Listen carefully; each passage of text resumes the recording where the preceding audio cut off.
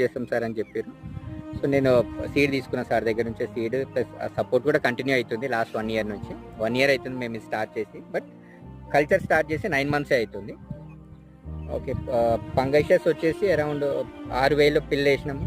కొరంబిన్ వచ్చేసి 2,500 పిల్ల తెచ్చినాము. బట్ మేము గ్రేడింగ్ కూడా చేసుకుని ఇంటి దగ్గర ఒక 1 మంత్.